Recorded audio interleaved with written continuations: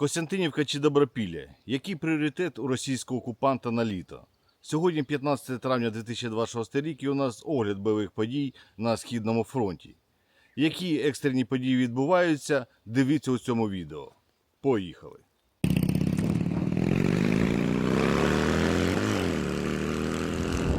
Якщо пам'ятаєте, ще на початку року в моїх тижневих бойових зведеннях було кожного разу від 10 до 15 ділянок на Східному фронті, де ворог проходив вперед.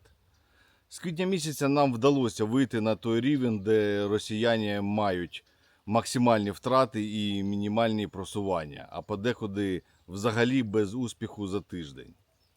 Так, масштабних атак від ворога типу десятки важкої техніки та сотні піхотинців немає, бо і ворог розуміє, що ця атака може жити максимум 1,5 години до останнього росіянина. Але такі атаки будуть, бо живе м'ясо їм не жалко.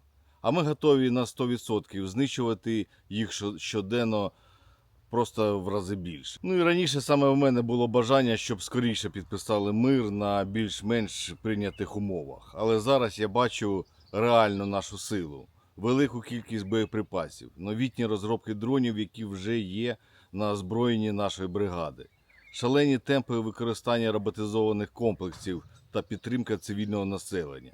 До речі, збір на Мавіки закрили, усім дякую, відеозвіт буде завтра.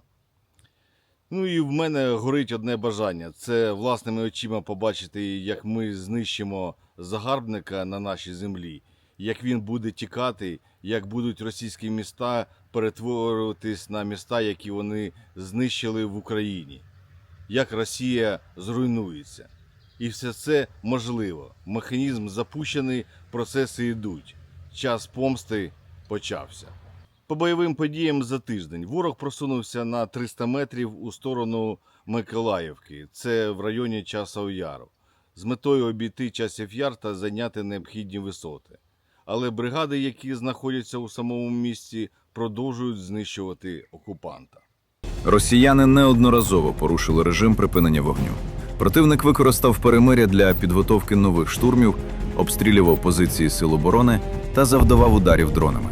Воїни 24-ї бригади та суміжних підрозділів дзеркально відповідали на порушення. Уражали штурмові групи, вогневі точки та логістику окупантів.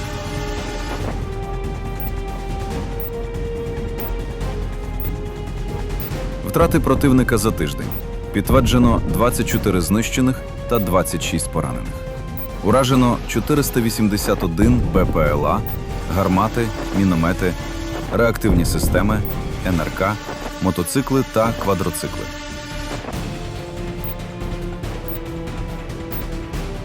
А також автомобілі, польові склади, засоби зв'язку, системи РЕП та електротехнічні засоби.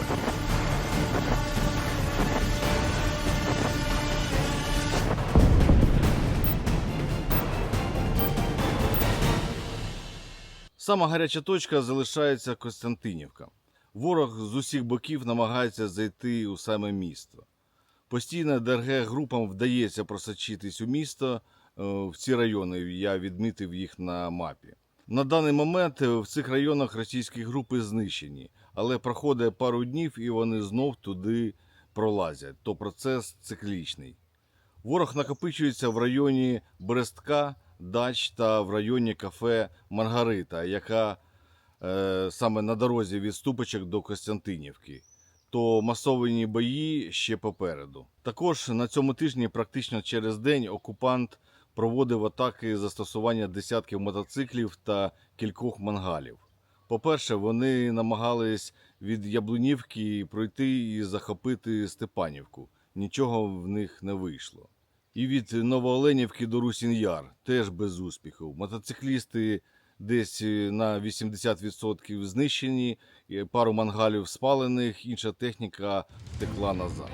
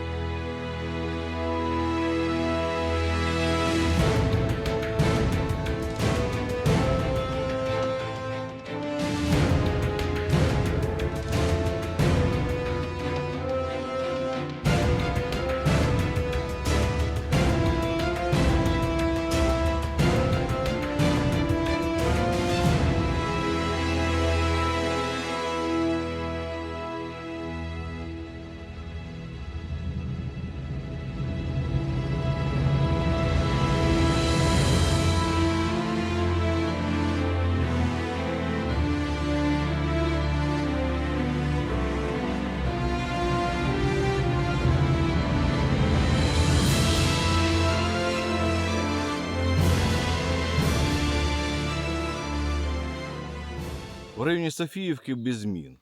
По Покровському напрямку поки не розповідає, бо офіційно нічого ще не сказали по Мирнограду, Покровську та Гришине. Саме тут, після приходу підкріплення окупанту, вони повірили в себе, що зможуть дійти до Добропілля. Але їх зараз ми обтешимо, щоб вони тільки думали, як їм взагалі живими додому попасти. То ворог готується до великого наступу як на Добропілля, так і на Костянтинівку. Вони б давно пішли ордою, але кожен день ми цю орду проріджуємо так неслабо і просто неможливлюємо ці наступи. То продовжуйте допомагати Збройним силам, і ми обов'язково переможемо, бо ми не переможні. Слава Україні, слава ЗСУ, слава волонтерам, а Путін – гандон.